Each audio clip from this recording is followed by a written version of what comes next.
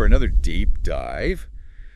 Today we're taking a plunge into the Mariana Trench. Ooh, deepest part of the ocean. You got it. We've been digging through this live science article. Lots of cool stuff in there. I know, right? I mean, I knew it was deep, but like deeper than Everest is tall.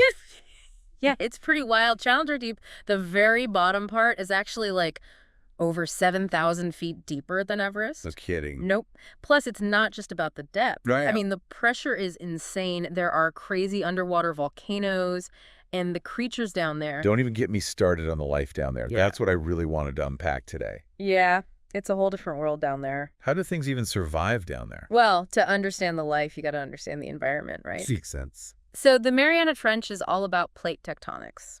Okay, like the Earth's crust and stuff. Exactly. The Earth's crust is made up of these massive plates that are always moving super slowly. Oh, right. I remember learning about that. So like a slow motion puzzle where the pieces bump into each other. Perfect analogy. And with the Mariana Trench, you have the Pacific plate, which is way older and denser. Yeah, okay. It's shoving itself underneath the Philippine plate. So one plate going under the other, that makes the trench. You got it.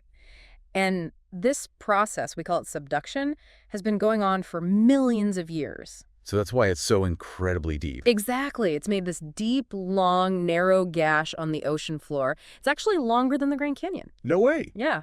But it's super narrow, only like 43 miles wide on average.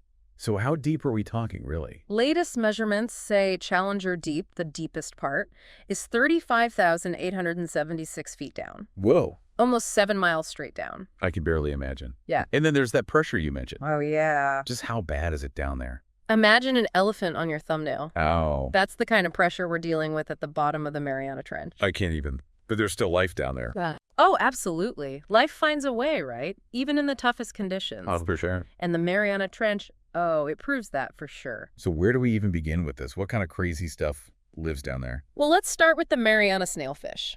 This little guy is pretty incredible. A fish at the bottom of the Mariana Trench. Seriously? Yeah. It's this little pink, scaleless fish, and it thrives down there, deeper than any other fish we know of. Wait, hold on. Thrives. Like it's doing well. Oh, yeah, it's the top predator down there. What? How can this little fish be the top dog? Or top fish, I guess, in such a crazy place? It's all about adaptation. This guy's perfectly suited to the dark, the pressure, even the limited food. It even beats out other fish by going deeper. Okay, so we've got this tiny pink fish ruling the depths. What else hangs out down there? Oh, there's a bunch of cool stuff. You got these single-celled organisms called xenophyrophores, for example. Xeno what now? Sounds like a made-up word. They're basically giant amoebas, and I mean giant, like several inches across. Biggest single-celled organisms we know of. Giant amoebas. Yeah. At the bottom of the ocean. It's like something out of a movie. But what do they eat? Is there even food down there? They scavenge. Whatever drifts down from the surface, they make it work. A tough life for sure, but they're doing all right. All right, giant amoeba and tiny fish, the king and queen of the deep. Anything else we should be scared of down there? Haha. Well, there's amphipods, sort of like shrimp. Okay, I could see that. They're everywhere down there, even though the pressure should crush their shells. Wait, their shells can't handle that pressure? How are they even alive? Evolution, my friend. They've figured out how to incorporate aluminum from the seawater into their shells. Whoa, so they're using the ocean itself to make themselves tougher? That's so cool. Right. It's natural selection at its finest. That's wild. So giant amoebas, super shrimp. Anything else lurking down there? Well, scientists have also found teeny tiny sea cucumbers, holosaurians deeper than ever seen before. And get this, there's evidence of microbial mats in the Serena Deep, another super deep spot. Microbial mats, what are those? They're communities of teeny tiny organisms that live off the chemicals from hydrothermal vents. Basically, life without sunlight, pretty amazing. Hydrothermal vents, you mean those underwater geysers? Yeah. Are there active volcanoes down there? You bet. There's actually a whole chain of volcanoes that mirror the shape of the trench created the Mariana Islands we see today. Okay, this is getting good. What makes these underwater volcanoes so special? Well, for example, the Ifuku volcano. It doesn't spew lava, it spews liquid carbon dioxide. And then there's Zaikoku, with a pool of molten sulfur. We haven't found that anywhere else. Wait, molten sulfur, like the stuff that smells like rotten eggs, hundreds of miles underwater. That's the one. It's a totally alien landscape right here on Earth. Liquid carbon dioxide, molten sulfur. It's crazy to think about these volcanoes just erupting with that stuff. Makes you wonder, with all that going on, is the Mariana Trench always changing? It's definitely dynamic, yeah. The volcanoes are just one piece of the puzzle, though. Remember those hydrothermal vents we talked about? They're super important down there. Right, the vents that feed those microbial mats. It's amazing how those ecosystems can thrive in the dark, no sunlight at all. Makes you think that a place as remote as the Mariana Trench would be pretty much untouched, right? You'd think so, deep down, the last frontier. But, well, even there, we see the impact of pollution. No way, pollution in the Mariana Trench. That's kind of depressing. Yeah, it's not great. A study back in 2017 found crazy high levels of PCBs and PBDEs, those banned industrial chemicals in the amphipods we were talking about. The chemicals they banned years ago. Yeah. How are they getting all the way down there? It's a tough lesson. Pollution has a really long reach, and those chemicals stick around forever, basically. They work their way up the food chain, and eventually they end up even in these deep-sea creatures. So we banned them, but they're still causing problems today, even 7 miles down. Sadly, yeah. It just goes to show how connected everything on this planet really is. What we do up here affects things miles below us. That's a sobering thought. Mm. What about microplastics? Aren't those a big problem in the ocean too? You know it. Sadly, we found microplastics even in the Mariana Trench. It really shows how bad the plastic problem is. Those tiny pieces travel so far, they eventually sink all the way down, doesn't matter how deep it is. So there's no escaping it, even 7 miles down. It really makes you think about how important it is to protect these places. But let's switch gears for a minute. I'm kind of curious about human exploration of the Mariana Trench. Have we actually sent people down there? Oh, yeah. It's a tough and dangerous trip, but there have been a few expeditions that made it all the way to the bottom of the Mariana Trench, even as far back as 1960. 1960. Wow, that's before I was born.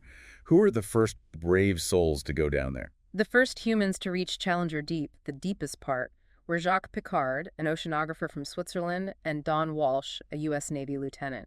They went down in this submersible called the Trieste. They must have been pretty brave to do that, going into the unknown like that. What did they see down there? Well, they couldn't stay down there too long, only like 20 minutes. But they did see some flatfish and other creatures hanging out on the seabed, proving that life could exist in such extreme depths. That must have been incredible to be the first humans to see those creatures in their home.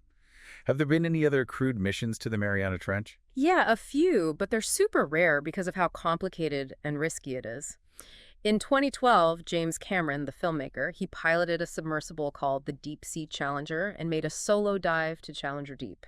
He actually filmed the whole thing for a documentary, got some stunning footage, and collected some valuable data, too. So 2 crewed missions, decades apart, both pushing the limits of what we can do. Have there been any other dives to the Mariana Trench we should know about? Yeah, in 2019, Victor Vescovo, he's an explorer and businessman, he set a new depth record. He went down 35,853 feet in his submersible, the DSV limiting factor. Actually, he did multiple dives, spent hours at the bottom, even collected samples and documented the environment. It seems like we're getting better at exploring these extreme depths. But you're talking about crewed missions, right? What about unmanned expeditions? Uncrewed missions are much more common. Those robotic submersibles, basically underwater drones, they can go places and do things that are way too risky for humans. They send back amazing images and data. I've seen some of that footage. It's amazing what those things can do. What have we learned from these uncrewed expeditions? They've allowed us to map the trench in detail, discover new species, and study all the unique geology of the area. They've even taken samples of rocks and sediment from the ocean floor. Speaking of rocks, I was reading about this Spanish expedition that collected mantle rocks from the bottom of the Mariana Trench. Why was that so important? That was a huge deal. Back in 2021, they collected mantle rocks from the bottom of the trench, and guess what? They contained microbial mats.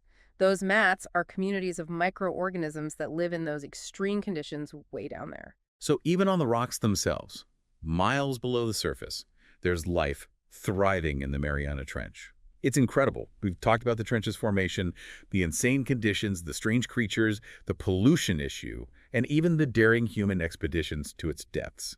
Anything else we should know about this mysterious place? The Mariana Trench is all about discovery. Every time we send an expedition down there, we find new things, new species, new insights into how life exists in these crazy conditions, it shows us that we've only just started to explore the depths of our planet, and there's so much more to learn. It really makes you realize just how vast and mysterious the ocean is, doesn't it? We've barely explored any of it, and we're already seeing the damage we've done. Yeah, it's concerning. What does the future hold for the Mariana Trench and all those creatures? It's hard to say. Is there any hope for them, for this ecosystem? Well, it's facing some big challenges for sure, especially with the pollution. Why? But, there's some reasons to be optimistic. Like what?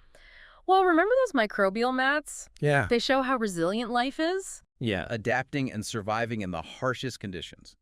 That's true. And those amphipods with their super strong shells, they evolved to handle that intense pressure. It seems like they can deal with the natural stuff, but can they handle the stuff we're doing to the planet? That's the tricky part. We need to be way more careful about how we treat the ocean, even the deepest parts. Cutting down on plastic and finding safer alternatives to those harmful chemicals, that's crucial. Sounds like it's going to take a worldwide effort to protect the Mariana Trench.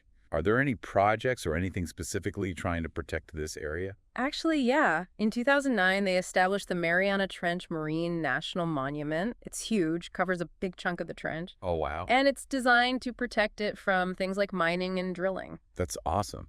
At least there's some recognition that we need to protect this incredible place. But, I mean, a monument can't solve everything, right? Yeah. What about the pollution that comes from outside the monument? That's true. It's complicated. Yep. But it's a step in the right direction, for sure. It raises awareness and puts some rules in place. Right.